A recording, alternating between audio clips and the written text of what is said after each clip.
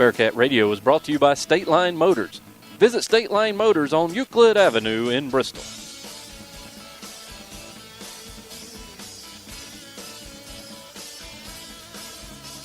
Hi, I'm Dustin Lynch. You don't have to listen to country music to know that life can be full of drama. Some of it you just can't control, like your girlfriend running out on you with your best friend. But there's some drama that you can skip. Skip the drama that comes with not having your high school diploma or equivalency. Find free adult education classes near you and finish your diploma. Visit finishyourdiploma.org. That's finishyourdiploma.org. You just need to take that first step and find free classes near you and start moving towards a brighter future and even your college degree. Brought to you by the Dollar General Literacy Foundation and the Ed Council.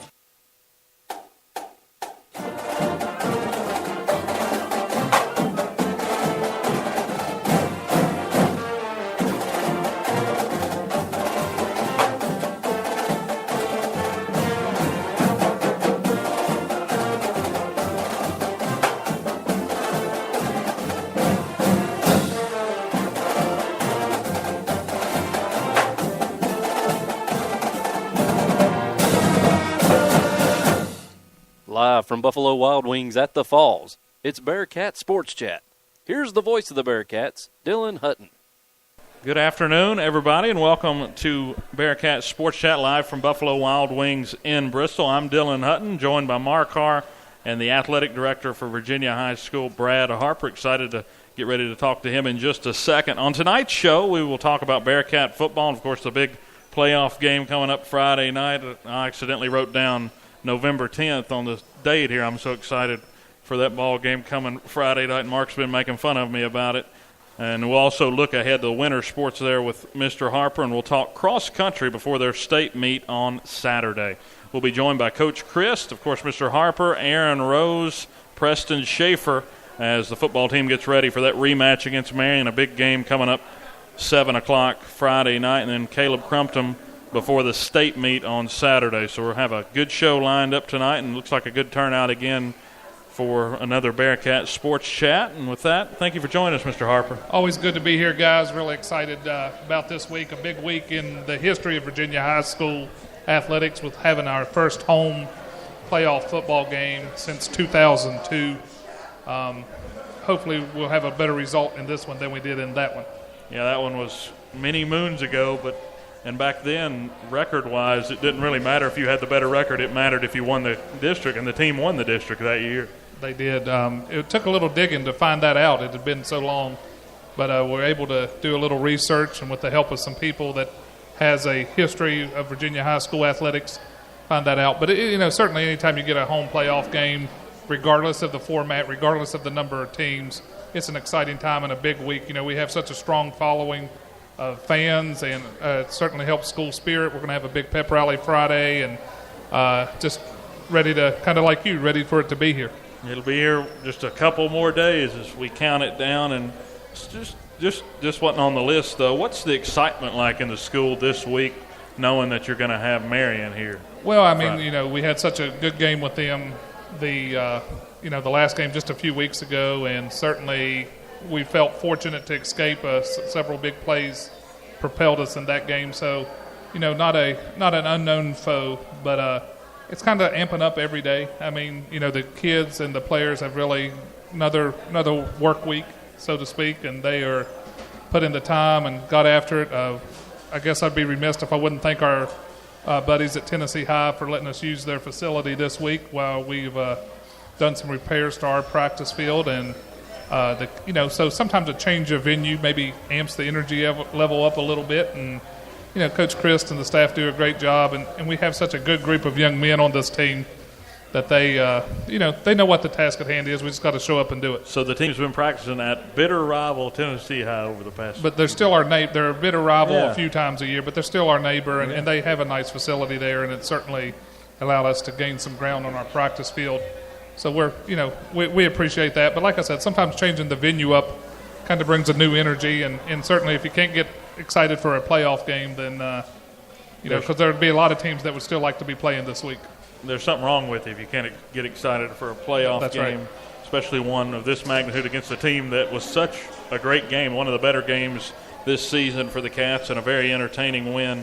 They're 13-7 a couple of weeks ago, and now talking about that playoff game, what goes into your week of preparation? How much different is it to host a playoff game different from a regular football game during the regular season? Not a ton different. I mean, you have to make some adjustments on the amount of paperwork that you do. I mean, because there's a report that goes to the region and to the high school league. And so from the administrative end, a few things, but we'll kind of operate business as usual. We're going to honor our reserved parking spaces for our season ticket holders. We're going to honor the reserved seating.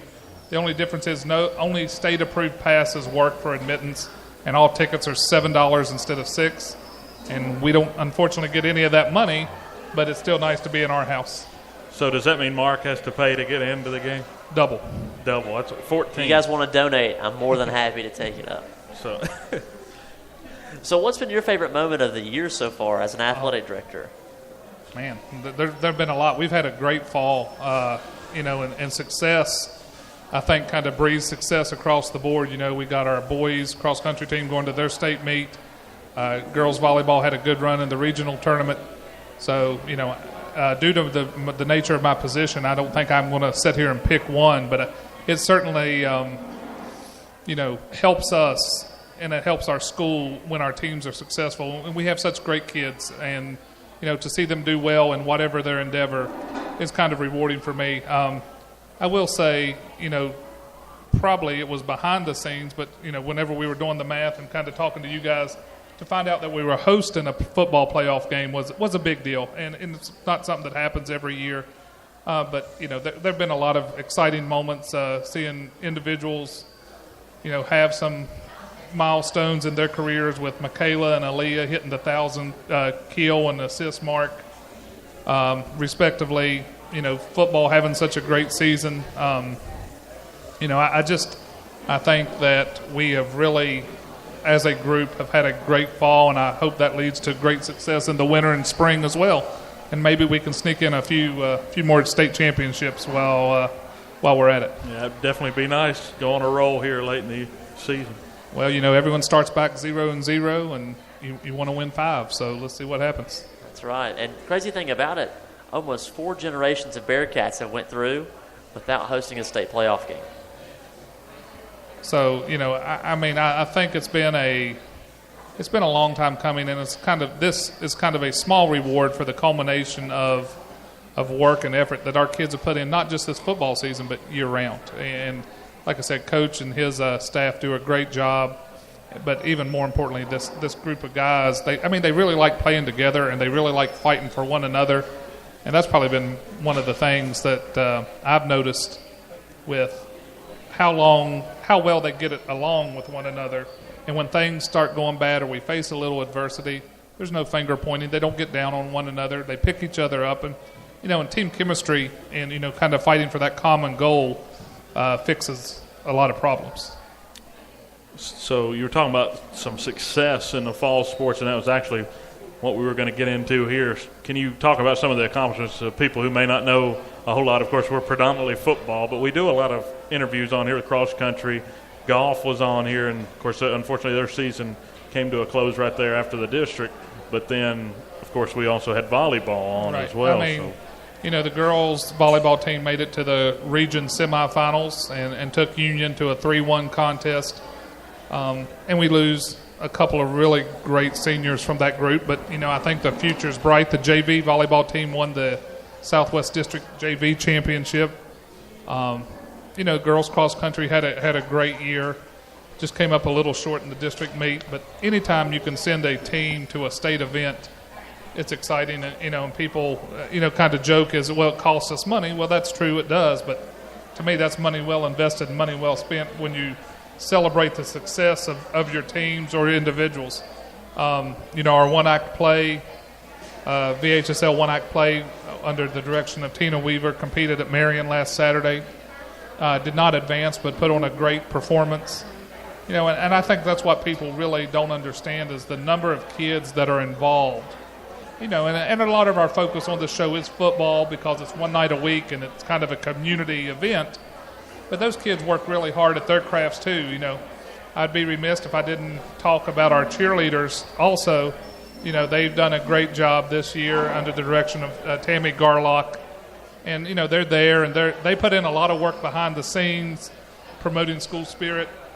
So like I said, in my position as assistant principal and AD, it's been a really good fall, and I hope we continue that success and all the way through the winter and spring. And like you said, a lot of that has to do with the personalities and attitudes of the student athletes. That's really what it all boils down to. And from what we've garnered over the past 9 weeks, is there's some really good student athletes here that are good academically and also on the field. Well, and even beyond that, just well-rounded people. I mean, when you raise, 1,100 bottles of water to donate to hurricane victims, and they kind of get the big picture. And so, we celebrate the success on the field or on the court or on the track or whatever. But, these kids are preparing themselves to be successful in life, and that's really the big picture behind high school athletics. And our adults get that, and more importantly, our kids get that, and that's a tribute to our parents and community. So it's really nice to be able to celebrate and see, these kids are going to do well post-high school in whatever field they choose to pursue. Now, I just want a small disclaimer to say that I'm not showing favoritism to the football program. It's just the way the questions are falling. But give us the impact of the turnaround from last year to this year. Well, I think it just goes back. I mean, these kids have been working on this for, this group has been together a really long time. They like one another. They will go to battle with one another, and they bought in. I mean, if you look back in the crowd right now, some of our finest student athletes are even wearing the Buffalo Wild Wings crowns. So, I mean, when they do a lot of things together, and most of the time that's doing exactly the right thing together. But like I said, I attribute that to our culture of our program, and Coach Christ and his staff do a wonderful job, and the kids have put in the time. I mean, you've done a lot of hard work in the summer. They work their tails off in the weight room, and so we just and they just genuinely like and care about one another. And I think what we do it pretty well. And we're not really trying to fool anybody. We're going to line up, and you know what's coming. Your job's to stop it. Unfortunately, they haven't been able to, but a couple of times. And so I like our. We were talking about the playoffs a little bit. I really like how it could line up for us, regardless of we take care of business on Friday night against Marion.